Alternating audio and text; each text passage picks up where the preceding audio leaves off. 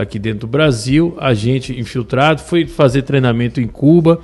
Agora eu discordo profundamente aí dos meus colegas quando eles dizem que é uma ameaça. A ameaça dele já se concretizou. Ele tomou o poder sem ganhar a eleição.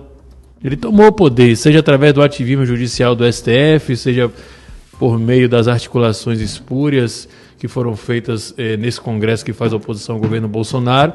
Mas o José Dirceu, ele manda no país. Principalmente porque ele tem ministros do STF que são subordinados a ele. Ele é o sujeito que fala, por exemplo, na cara do atual presidente do STF, que é o Fux, e chama ele xingou, não lembro qual foram os adjetivos, mas dos nomes mais baixos possíveis, e o cara não pode fazer nada, porque não passa de um serviçal dele, um serviçal do Zé Dirceu. O Zé Dirceu é poderoso, sim. Então, quando vocês falam, ele está ameaçando de tomar o poder, ele ameaçou, ele avisou e ele concretizou, ele tomou o poder. Ou vocês acham que Bolsonaro tem mais poder dentro desse país do que Zé Dirceu? Zé Dirceu tem mais poder do que ele. Zé Dirceu tem alguns dos ministros do STF no bolso dele. No bolso não no sentido financeiro, mas porque que agem como espécie de capangas dele. Olha o que você falou, vai ser matéria de site de notícias amanhã aqui. Não, isso daí é público e notório, não estou falando nenhuma novidade aqui. Não estou falando absolutamente nada que todo mundo já não sabe. Que se alguém não sabe disso, então realmente fica difícil, né?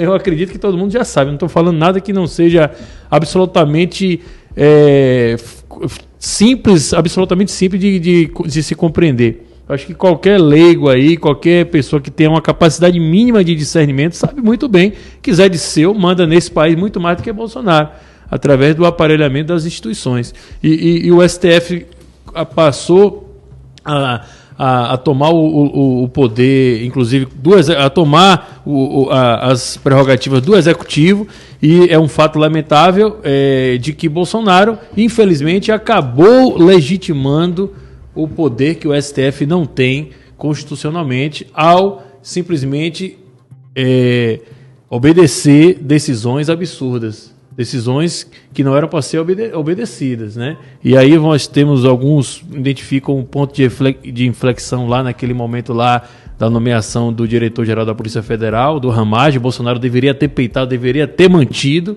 Aí ele deu o grito, acabou porra, e depois recuou, percebeu que não tinha o apoio dos generais Melancias, alguns deles também subordinados ao próprio Zé Dirceu. Essa que é a grande realidade. Né? Direta ou pelo menos indiretamente, né? Foram generais que foram promovidos nos governos tucanos e petistas, sob a aprovação dele.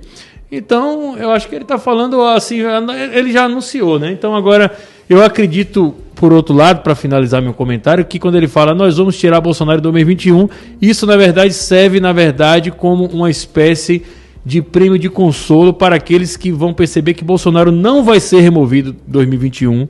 Pelo contrário, Bolsonaro vai cumprir o mandato dele, provavelmente vai até se reeleger se ele for candidato, mas também porque não é interesse do Zé Dirceu remover Bolsonaro do poder nesse momento. Ele não é mais obstáculo, muito pelo contrário. Ele já tomou o poder e, inclusive, a presença de Bolsonaro na presidência da República serve para anestesiar uma parcela significativa da nossa população que não sabe interpretar isso. Parcela de apoiadores bolsonaristas que, infelizmente, acha que a direita está no poder, a direita conservadora, e, portanto, acha que Bolsonaro é um super-herói, não sai mais às ruas, deixaram de lado toda a nossa luta que conquistamos de 2013 para cá, quando chegou exatamente nesse ano 2020, com essa fraudemia toda, o pessoal ficou anestesiado, esperando que Bolsonaro resolva tudo, não vai resolver, e a esquerda não tem interesse em tirar Bolsonaro do poder, porque simplesmente continua mandando em tudo, né, fazendo a sua agenda avançar na velocidade da luz como nunca antes, e ao mesmo tempo, com todos tendo a impressão de que a direita que está no poder, né?